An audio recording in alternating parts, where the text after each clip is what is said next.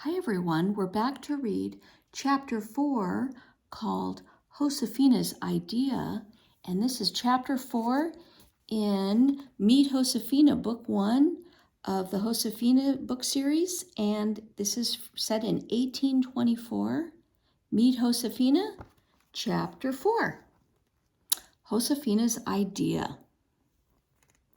Never had Josefina been more eager to begin a day. The next morning, she was up even earlier than usual. Quietly, so that she wouldn't waken Francisca and Clara, Josefina rolled up the sheepskins and blankets that were her bed. She dressed and slipped outside. The moon hung low in the sky.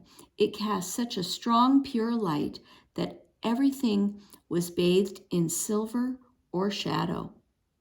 Josefina went to the kitchen.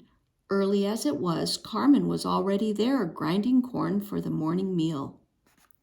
Her husband was starting the kitchen fire, and Carmen nodded good morning to Josefina and handed her a water jug to fill at the stream, just as she did every morning. But this morning was different for Josefina. This was the morning of the day Tia Dolores was going to spend with her and her sisters. The huge front gate was closed, so Josefina stepped through the small door cut into the gate. She closed the door behind her and ran across the moon-washed ground to Abuelito's wagon. Standing on tiptoe, she looked in.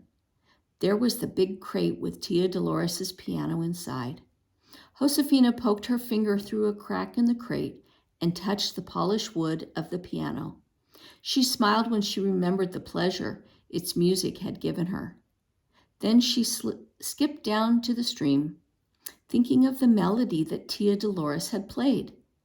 The tune stayed in her head as she did her early morning chores.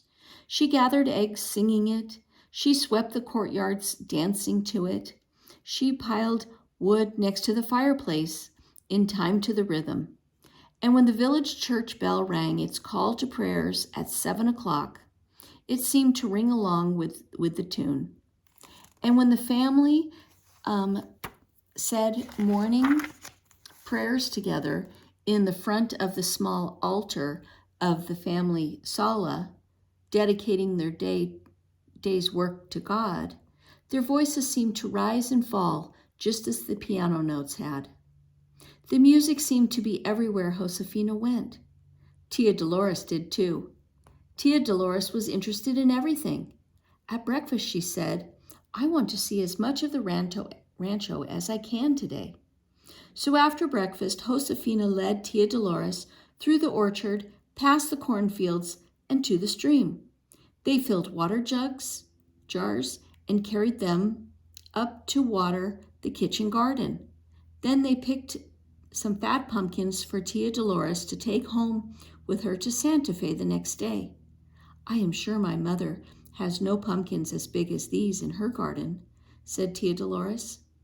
Wherever she went, Tia Dolores found something to praise. Josefina led Tia Dolores to the weaving room. There Clara showed her the sheep's wool she had carded, spun, and dyed. Tia Dolores admired the colors. "There were no colors finer than these in all of Mexico," she said. Tia Dolores was a good teacher. She showed Clara a faster way to knit and the heel of a sock. She showed Francisca how to sew a patch over a hole so that it hardly showed at all. Josefina was in the back courtyard clearing away the dead stems Florecita had trampled when Tia Dolores joined her. "I've brought you some seeds to plant," she said to Josefina as she handed her a small package. "Gracias," said Josefina. "I'll help you for a while. Then I promised Anna that I would make bread with her," said Tia Dolores. She began to dig holes in the soil for the seeds. "Anna has lots of responsibilities, doesn't she?" "Yes," agreed Josefina. "It's hard for Anna. Mama ran the household so smoothly, but Anna doesn't always know what to do, and Mama is not here to teach her." "Anna is young," said Tia Dolores as she covered some seeds with soil. It's a good thing as, sh- as it's a good thing she has you and Francisca and Clara to help her. Josefina nodded slowly. We try, she said, but sometimes.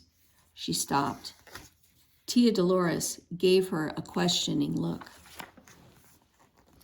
Josefina sighed. She dug a little hole in the soil. You see, she said, Francisca and Clara fight a lot. They are so different. Clara is careful and practical, and Francisca is so quick and fiery. When Mama was alive, she put a stop to their arguments before they began. But now, well, Anna tries, but she is too soft-hearted, and they won't mind her. I try to joke them out of fighting. Sometimes it works, but sometimes it doesn't. Blessed are the peacemakers, said Tia Dolores softly, for they will be called the children of God. She smiled at Josefina. You know, she said, it's perfectly natural for sisters to disagree. You should have heard your Mama and me sometimes. She was quite a few years older than I was. I am sure she thought I was a miserable pest. I wanted to be like her. Once I wore her best sash without her permission, and I lost it. Your Mama was very angry. She wouldn't speak to me for days. But she finally forgave me. Josefina realized suddenly, Tia Dolores misses her sister? She misses Mama too. Just as much as we do, she said. I wish we could be here to protect these flowers from Floresita when they bloom. I'd love to see the flowers, said Tia Dolores.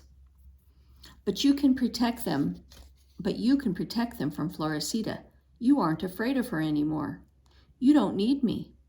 You will make your Mama's flowers bloom again and keep them safe, Josefina. I know you will. Oh, Tia Dolores, it's beautiful, said Anna. She draped a silk recibo over her shoulders. Its colors were as bright as flowers. Gracias. It was early afternoon, just after the midday meal. Anna, Francisca, and Clara and Josefina were gathered in the family sala. Tia Dolores had called them together. She had presents for them all. Francisca, said Tia Dolores, this is a sewing diary I made for you. She gave Francisca a little handmade book. There are sketches of dresses in it, and samples of material and notes about how to make the dresses. Gracias, said Francisca. Eagerly, she looked at the sewing diary. Oh, the dresses are so elegant, Tia Dolores, she said. I wish you could be here to help us make them. She looked up and joked, I'm afraid I will sew a sleeve on upside down.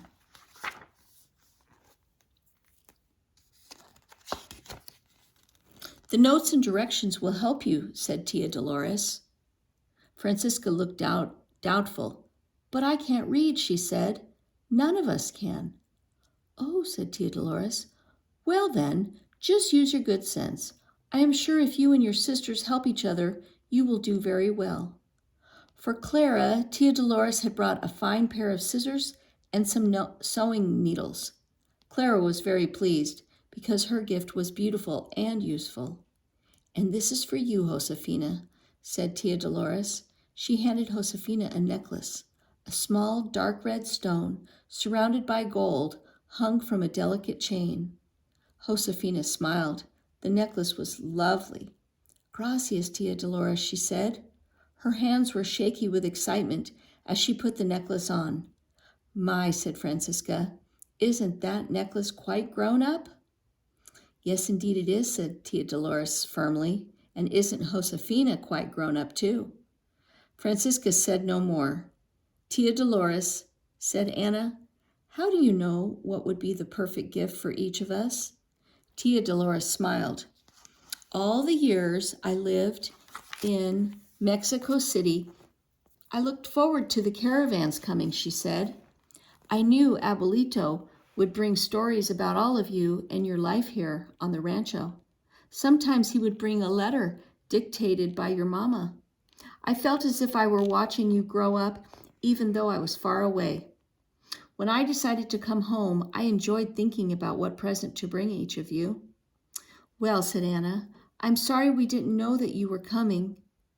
We have nothing to give you in return for your gifts." "Oh," laughed Tia Dolores, "this day with you is all the gift I want."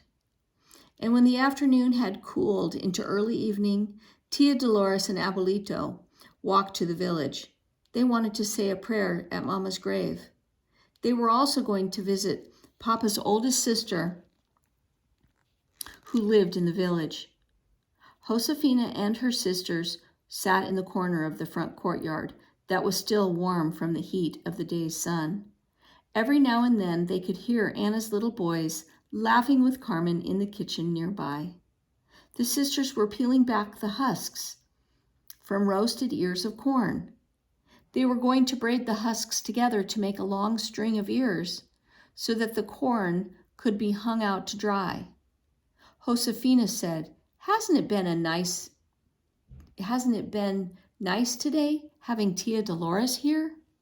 "Yes," said Anna. "She was such a help to me, and she was so kind to my little boys." "Tia Dolores is a very sensible, hard-working person," said Clara. That was her highest praise. "Oh, Clara," protested Francisca, "you make her sound as dull as these ears of corn. I found her to be elegant and graceful." Josefina decided the time had come to tell her sisters her idea. She picked up an ear of corn and peeled the husk slowly. "What if," she said quietly, "we asked Tia Dolores to stay?" No one said anything. They were all too surprised.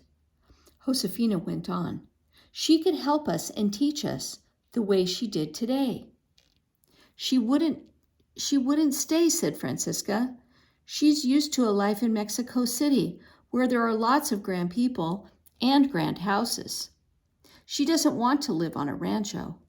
But she said she always loved to hear about the rancho from Abuelito when Abuelito came to visit her.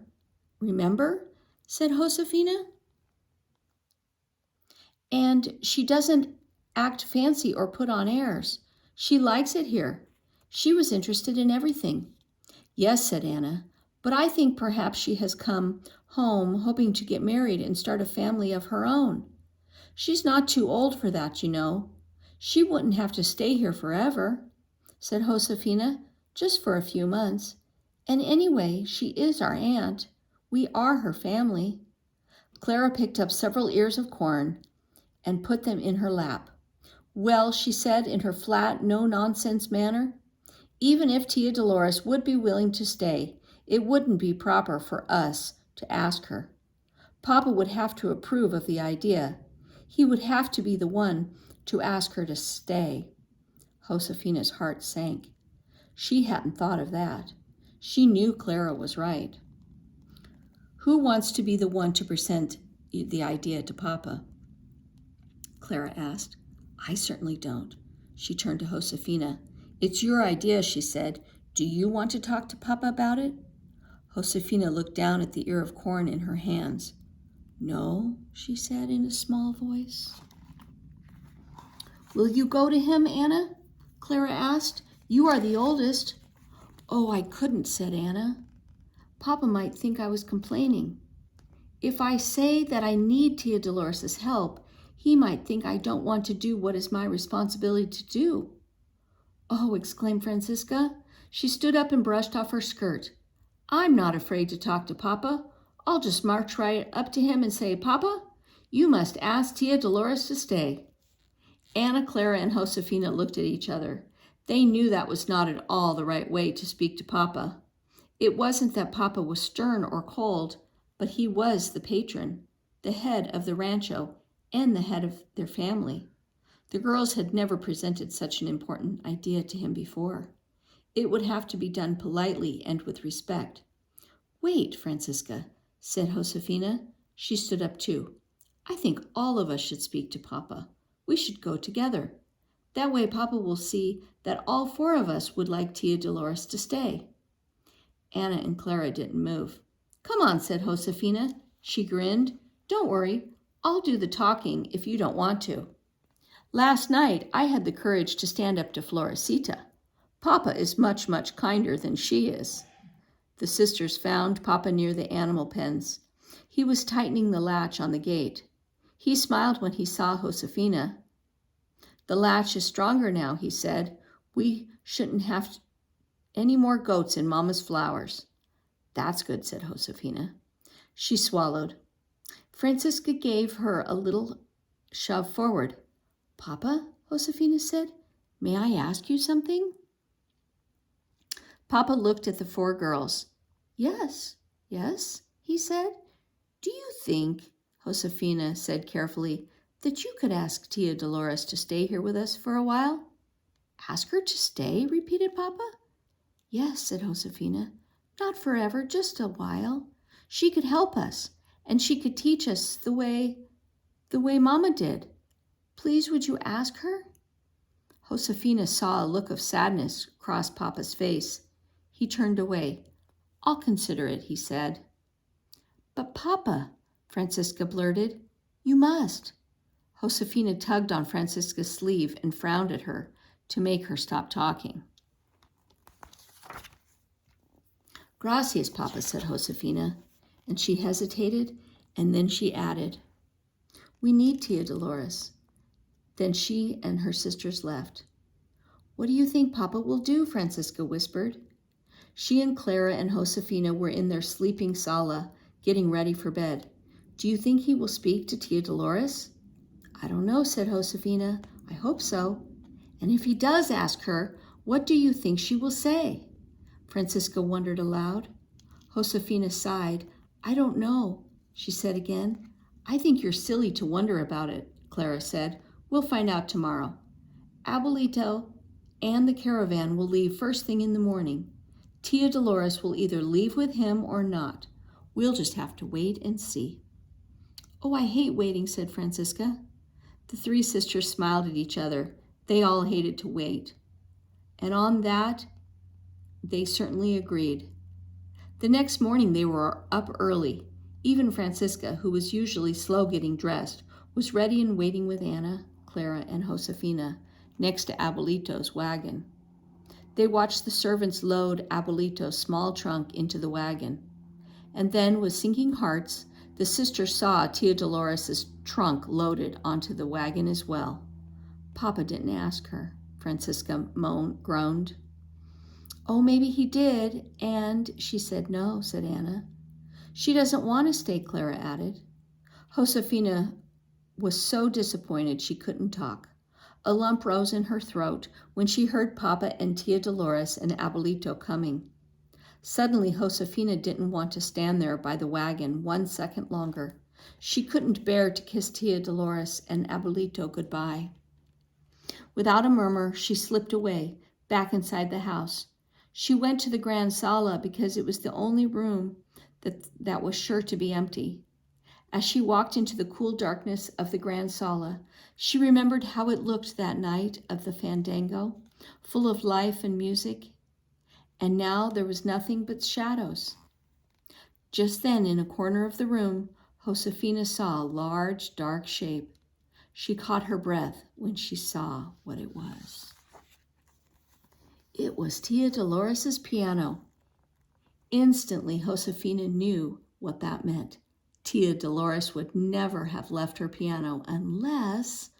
Josefina flew across the courtyard and out the front gate, so fast it seemed as if she had wings on her feet. Tia Dolores caught her in her arms. There you are, Josefina, Tia Dolores said. I wanted to say goodbye to you. Josefina pulled back and looked at Tia Dolores' face. I'm going to Santa Fe, Tia Dolores said. I'm going to see my dear Mama, whom I have not seen for 10 years. But then I'll come back. When? Asked Josefina. Tia Dolores laughed. Soon, she said, and when I come back, I'll stay as long as you need me. Josefina tugged Tia Dolores hard. Then Tia Dolores swung herself up onto the wagon. Well, said Abuelito. He pretended to be cross. Now it seems that if I want to see Dolores, I'm going to have to come here and see all you girls too. What a bother, he sighed.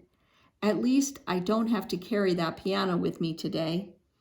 And though if we meet up with any thieves, just I'll just have to frighten them off with my singing, I suppose." Then he kissed Josefina and her sisters goodbye and gave them his blessing. "Adios, abuelito," called all the girls as the wagon pulled away.